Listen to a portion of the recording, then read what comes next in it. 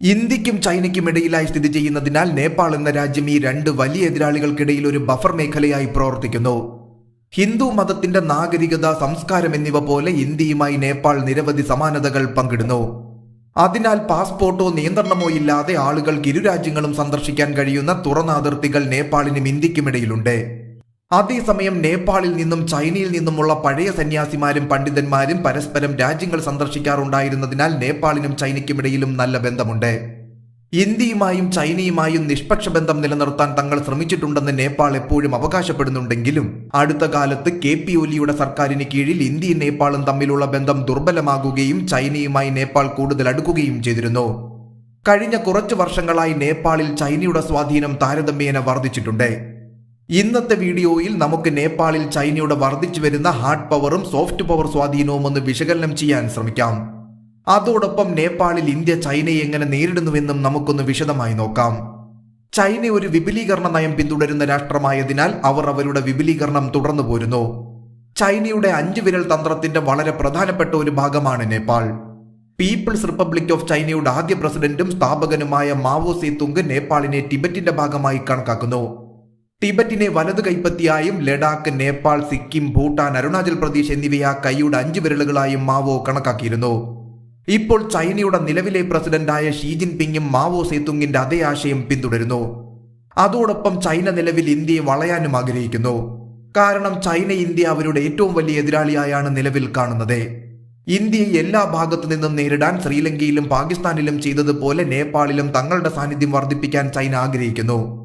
കടക്കണി നയതന്ത്രത്തിലൂടെ China നേപ്പാളിനെ നിയന്ത്രിക്കാൻ ആഗ്രഹിക്കുന്നതിലൂടെ പാകിസ്ഥാനിലും ശ്രീലങ്കയിലും ചെയ്തതുപോലെ നേപ്പാളിലും സൈന്യത്തെ വിന്യസിക്കാൻ ചൈനയ്ക്ക് കഴിയും.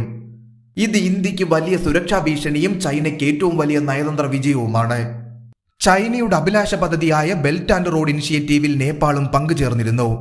BRIക്ക് കീഴിൽ നിർമ്മിക്കുന്ന ചൈന നേപ്പാൾ ഫ്രണ്ട്ഷിപ്പ് ഇൻഡസ്ട്രിയൽ പാർക്കിൽ ചൈന ചെറുതും ഇടത്തരവും വലുതുമായ ഫാക്ടറികൾ സ്ഥാപിക്കുകയും നേപ്പാളിൽ റെയിൽവേ, ഹൈവേകൾ, റോഡുകൾ എന്നിവ നിർമ്മിക്കുകയും ചെയ്യുന്നു.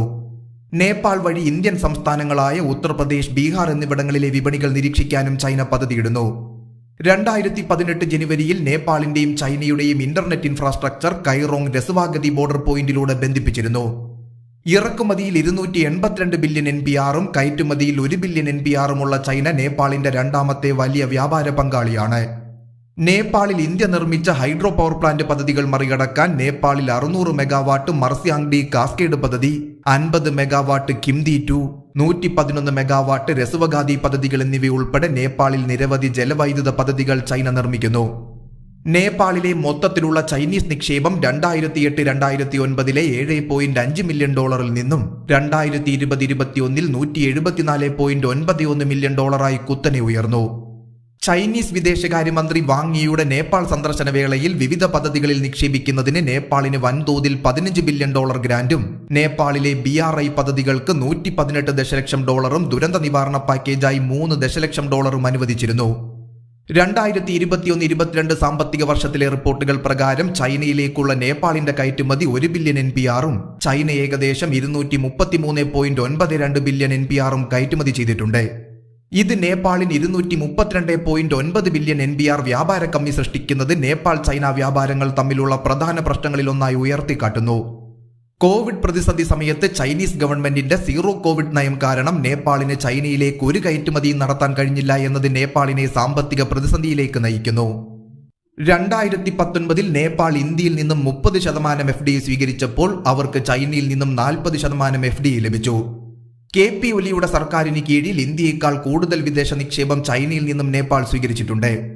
വ്യാവസായിക പ്രോസസ് പ്ലാന്റുകൾ, ഇൻഫ്രാസ്ട്രക്ചർ, സ്പോർട്സ്, ആരോഗ്യം, വിദ്യാഭ്യാസം, ജലസ്രോതസ്സുകൾ എന്നിവയിലൂടെയും നേപ്പാളിന് സാങ്കേതികവും സാമ്പത്തികവുമായ പിന്തുണ നൽകുന്നതിലൂടെയും ചൈന തങ്ങളുടെ സോഫ്റ്റ് ഹാർഡ് പവർ സ്വാധീനം വർദ്ധിപ്പിച്ചു. ചൈനയുടെ കടക്കണി സ്ട്രാറ്റജിയുടെ ഭാഗമായി നേപ്പാളിന് കനത്ത വായ്പ നൽകിയാണ് ചൈന ഇവയെല്ലാം നിർമ്മിച്ചിരിക്കുന്നത് എന്നതാണ് ഏറ്റവും ശ്രദ്ധേയം. ചൈനയും നേപ്പാളും സൈനിക ഉപകരണങ്ങൾ വിൽക്കുന്നതിനുള്ള കരാർ ഒപ്പിട്ടതിന് ശേഷം 1988 സൈനികമായി ഒരുമിച്ച് പ്രവർത്തിക്കാൻ തുടങ്ങി. 2019 ഒക്ടോബറിൽ ബീജിംഗിൽ നടന്ന സിയാങ്ഷാൻ ഫോറം ഓഫ് ഡിഫൻസിൽ നേപ്പാൾ പ്രതിരോധ മന്ത്രിയായ ഈശ്വർ പ്രൊഖേൽ പങ്കെടുക്കുകയും ഇരു രാജ്യങ്ങളുടെയും ബന്ധങ്ങൾ സഹകരണത്തിന്റെ സമഗ്ര പങ്കാളിത്തത്തിൽ നിന്നും സഹകരണത്തിന്റെ തന്ത്രപരമായ പങ്കാളിത്തത്തിലേക്ക് ഉയർത്തുന്നതിനുള്ള കരാറിൽ ഒപ്പുവെക്കുകയും ചെയ്തു.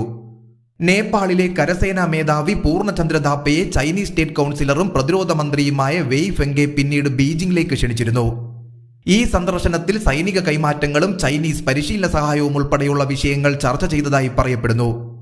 1988 കരാറിനെ തുടർന്ന് സൈനിക സഹായവും ഹാർഡ്വെയർ കൈമാറ്റവും ആരംഭിച്ചതിന് ശേഷമുള്ള ചില പ്രത്യേകതകൾ നമുക്കൊന്ന് വിശദമായി നോക്കാം.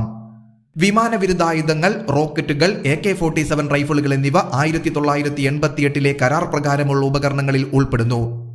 മാവോയിസ്റ്റ് കലാപത്തെ നേരിടാൻ നേപ്പാളിനെ സഹായിക്കാൻ ചൈന 2005 $9.89 ബില്യൺ സൈനിക സഹായം വാഗ്ദാനം ചെയ്തു.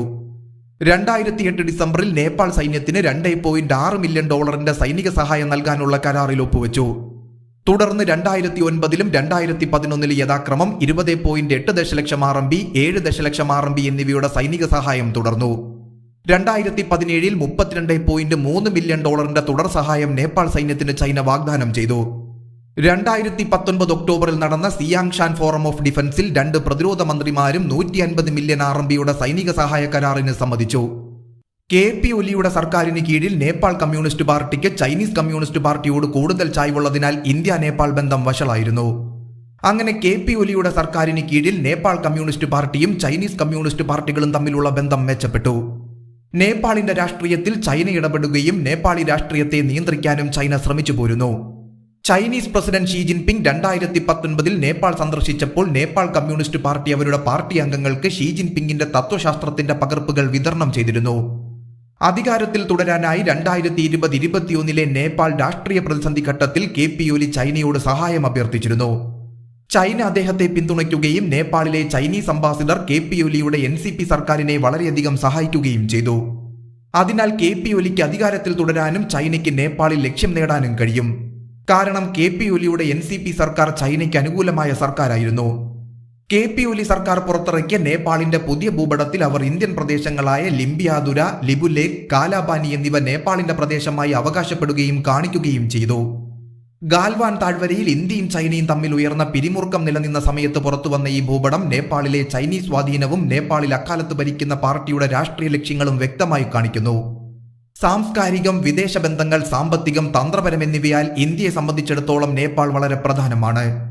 സാമ്പത്തികവും രാഷ്ട്രീയപരവുമായ ബന്ധങ്ങൾക്കപ്പുറം ഇന്ത്യയും നേപ്പാളും സാംസ്കാരികവും ചരിത്രപരവും ആയോധനപരവും ആത്മീയവുമായ ബന്ധങ്ങളുള്ള 2 രാജ്യങ്ങളാണ്. കൂടാതെ ഇന്ത്യയുടെ ഏറ്റവും വലിയ വ്യാപാര പങ്കാളി കൂടിയാണ് നേപ്പാൾ. 2021 നേപ്പാളിൽ അധികാരത്തിൽ വന്ന നേപ്പാളി കോൺഗ്രസ് ഇന്ത്യയോട് വളരെ നിഷ്പക്ഷവും സൗഹൃദപരവുമായ സർക്കാരായിരുന്നു. അതിർത്തി പ്രശ്നങ്ങളെല്ലാം പരിഹരിക്കാൻ നയതന്ത്ര മാർഗങ്ങളിലൂടെ ഇന്ത്യയുമായി ചർച്ച നടത്തുമെന്നും ഇന്ത്യക്കെതിരെ അനാവശ്യ പ്രസ്താവനകൾ നടത്തില്ലെന്നും പുതിയ സർക്കാർ തീരുമാനിച്ചിരുന്നു. അതോടൊപ്പം അമേരിക്കൻ സർക്കാരും കുറഞ്ഞ പലിശ നിരക്കിൽ വായ്പകൾ വാഗ്ദാനം ചെയ്യുകയും നേപ്പാളിൽ MCCയുടെ കീഴിൽ നല്ല റോഡുകളും വൈദ്യുത അടിസ്ഥാന സൗകര്യങ്ങളും നിർമ്മിക്കുമെന്ന് വാഗ്ദാനം ചെയ്യുകയും ചെയ്തു. മില്ലേനിയം ചലഞ്ച് കോർപ്പറേഷൻ അഥവാ MCC എന്നത് ചൈനയുടെ BRIക്കെതിരായതിനാൽ ഈ നീക്കം ചൈന നേപ്പാൾ ബന്ധത്തിൽ വിള്ളലുകൾ സൃഷ്ടിച്ചിരുന്നു. ഇന്ത്യയും നേപ്പാളിൽ നിരവധി ജലവൈദ്യുത നിലയങ്ങൾ നിർമ്മിച്ചിട്ടുണ്ട്. അതിനാൽ ഇന്ത്യ എനർജി എക്സ്ചേഞ്ച് വഴി ഇന്ത്യ നേപ്പാളിൽ നിന്നും വൈദ്യുതി വാങ്ങുകയും നേപ്പാൾ ഇതിലൂടെ വരുമാനം നേടുകയും ചെയ്യുന്നു.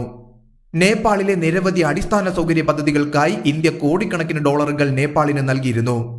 അതോടൊപ്പം ഇന്ത്യയും നേപ്പാളിന് നിരവധി ലൈൻ ഓഫ് ക്രെഡിറ്റുകൾ നൽകിയിട്ടുണ്ട്. നിരവധി ഗൂർഖ സൈനികരെ ഇന്ത്യ നേപ്പാളിൽ നിന്നും റിക്രൂട്ട് ചെയ്യുന്നതിനാൽ നേപ്പാളിന് ഇന്ത്യ നിരവധി തൊഴിലവസരങ്ങളും നൽകുന്നു.